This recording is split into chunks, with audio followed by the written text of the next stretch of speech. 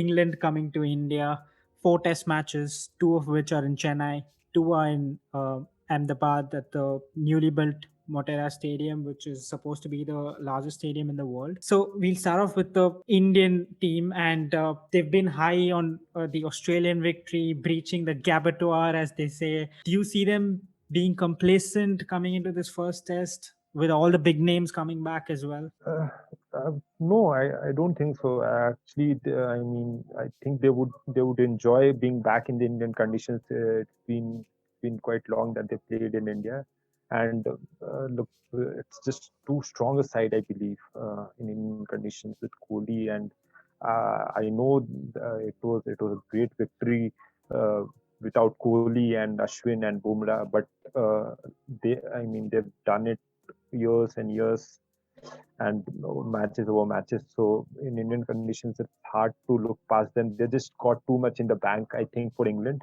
But the selection is one thing that would be talked a lot about with especially that all-rounder spot because there are just too many options there, and I think with the pitch conditions would matter a lot. What do you think, though? How does the 11 look like? Yeah, before coming to that, I wanted to get your inputs on this pitch. There are reports of the TNCA preparing a sort of English look pitch, which would assist the bowlers, the seam bowlers in the beginning, and then as the game progresses, it would start assisting the spin bowlers. Now, keeping those conditions in mind, I think India's top six is pretty much set in stone.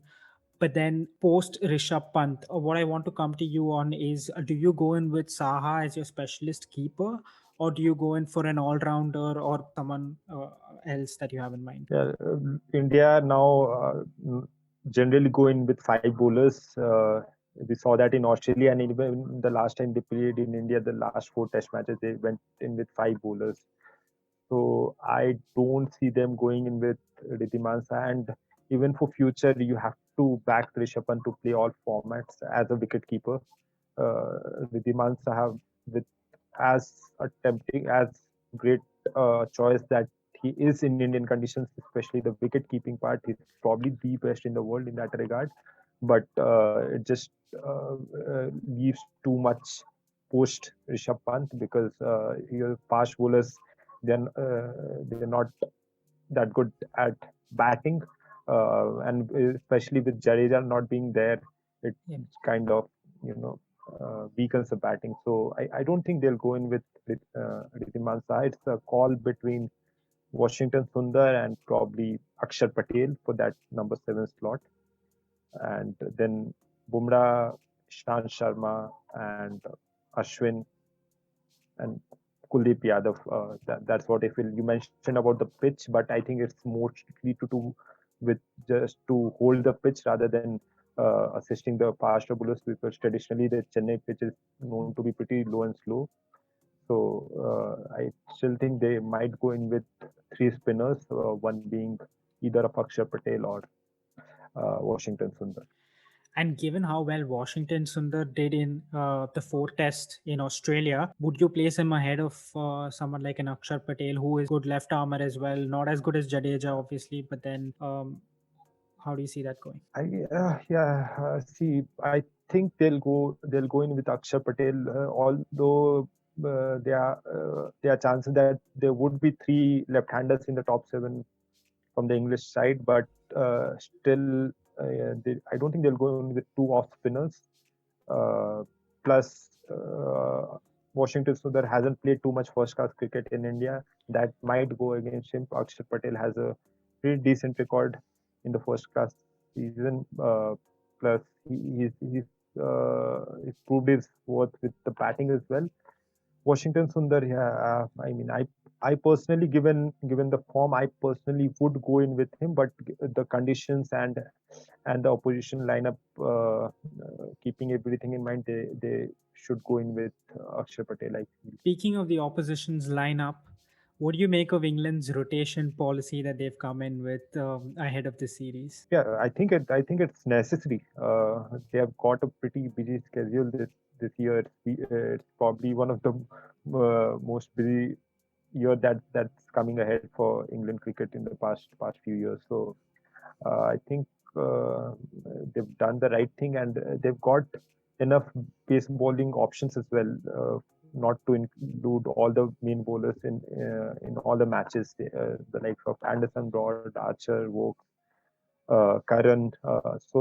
They've got a great fast bowling pool, and we saw in Australia how Indian bowlers were getting injured. It's important to maintain that uh, rotation policy, and uh, the trick with this England side has to be the spinners, because in Indian condition, unless your spinners do well, it's just too much for the faster bowlers to hold on to. And there would be days where the faster bowlers won't get any wickets. Uh, so it takes a lot on your body as well, and therefore I think the decision is right. Yeah, I think they've preempted before anything major happens. They've sort of taken a call as to protect their players. They have the IPL coming up, which is important because of the T20 World Cup looking farther ahead in India. And then you also have the Ashes coming up, a possible World Test Championship final at Lords. If this series goes well for them, so there's a lot of cricket as you mentioned, and from Sri Lanka they had a brilliant series. There are a few names coming back in. You have your Stokes coming back in, Archer, Roddy Burns, Ollie Pope as well. How do you see England's makeup for the first test? Yeah, also that news came out a couple of hours back that Zach Crawley has done something. Yeah, he had little bit of a fracture. I think they're waiting on the reports. So he injured himself during training. So, uh, Yeah, yeah, we'll have to wait and see how that pans out. but yeah, either way, I don't think he was a first choice for the opening slot. I think it would be Rory Burns, and with the way Dom Sibley played the last innings in Sri Lanka, I think they would be the preferred choice for the opening slot. And but apart from that, though, now Root I think would settle in at number 4 after all these years with his performances, and I think that position suits him as well. Who do you think would replace with Stokes coming back in? Archer probably would make the first 11 in Indian conditions. I think he would be the first name, and Chris Wokes is there as well. Number three spot is an interesting one because you had Johnny Bairstow in Sri Lanka who looked very comfortable against the spin, and he's not there for the first test against India. Initially, he wasn't there for the first two tests, but I think they backtracked on that and they're including him from the second test onwards. So the number three spot, for me at least, it looks like either Root is going to have to take that spot because you wouldn't want. I don't see anyone else, especially with Crawley going out because he was the incumbent number three before the Sri Lanka series. Um, you can probably slot in Dan Lawrence in there, who had a good debut in Sri Lanka. But then, would you want to expose an inexperienced Dan Lawrence, especially after that second test in Sri Lanka? He didn't have a good match. I don't know. It just seems like Root probably has to go back to number three. I know it's not his preferred spot and he likes number four, but he might have to go in at number three. And then because you have, probably Stokes coming in at four, um, Lawrence could come in at five, and then a Pope at six, Butler at seven. And then there's a little bit of a confusion with what to do with their bowling attack because you can either go on with your Moeen Ali and then either of Dom Bess or Jack Leach, Archer, and either of Broad or Anderson. I do want to bring up this point though. It might be a little bit unconventional, but given how well Stuart Broad and James Anderson bowled in each of their respective test matches in Sri Lanka, they had combined figures where they were going at less than two and over. Um, I do personally see a case where they both could probably make the 11 because in India, especially against India, you're going to have to stay in the game for long periods of time with how they play. They can, you're out of the game before you know it, especially when you're leaking runs. And with Broad and Anderson, they'll always provide that control. And then which might enable your spinner in Ali or Leach and Archer, the X factor for England's pace bowling lineup, to pick up those wickets. Do you see that as a possible strategy for them going into this game? I don't think so. Actually, the thing is, if they do include both of them, it's kind of a long tail because Archer would be there, and plus the two spinners. I'm not sure if they would want to have such a long tail with the three quickies and the two spinners. I think Vokes is a pretty tempting option for me. He goes pretty underrated and under the radar, but I think it's a great option. Very much capable with the bat and his bowling. Again, like you mentioned, the holding job for me, he does it really good, and he's good on the field as well. So he's not played for a while for England, but I think that all-rounder slot, if they don't pick Moeen Ali, then I think Vokes is a pretty uh, decent option there. Yeah, and personally, would you go in with the two spinners and who would those two spinners be? Is it going to be Moeen Ali with Leach or Bess, or Bess and Leach? What's the combination you're going for? Uh, I think it would be Moeen Ali with Leach for me. Mm. Uh, yeah, I mean the left-handed spinning option. There are many right-handers in the Indian batting lineup, and of late we have seen them being troubled with the left-arm spin a lot. Uh, so especially against Kohli, they might want to use this because they don't have a leg spinner in their squad. So I think Ali with Leach for me. Yeah, What same do for you me. think though? Is it any different? No, I think it's the same for me. Leach, he didn't bowl with a lot of control in Sri Lanka, but because he was not playing a lot of cricket in 2020, he also had his injury. Not his injury, he was in the hospital for a while, so that might have contributed to that. But he has a lot of control, especially when you compare him to someone like a Dom Bess. As you said, left-handed option. It seems like Moeen Ali and Leach would be a good combination.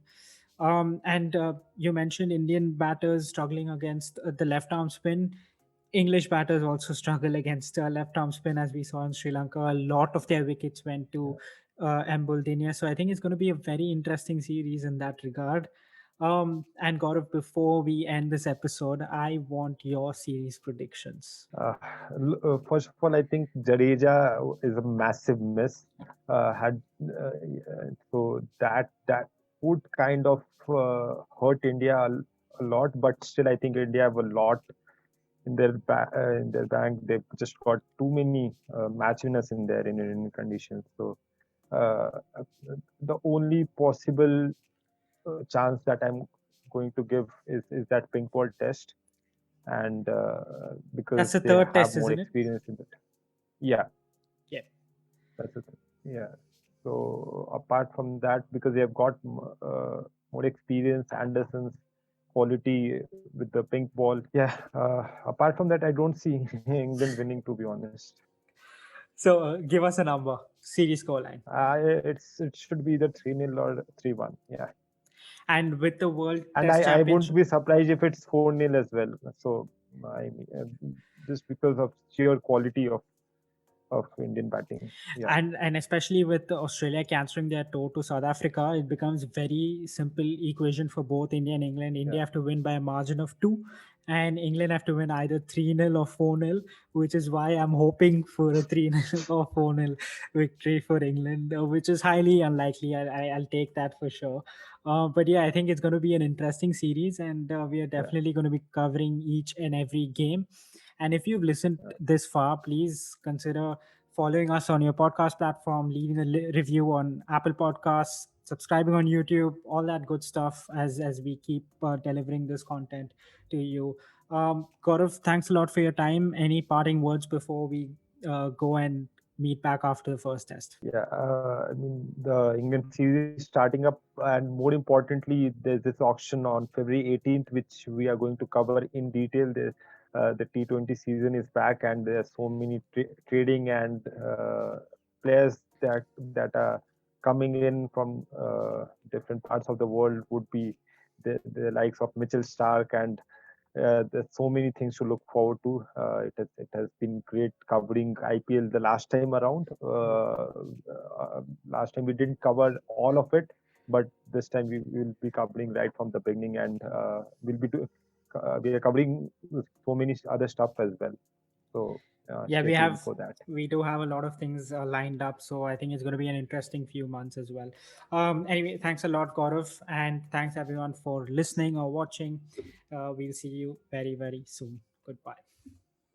Bye.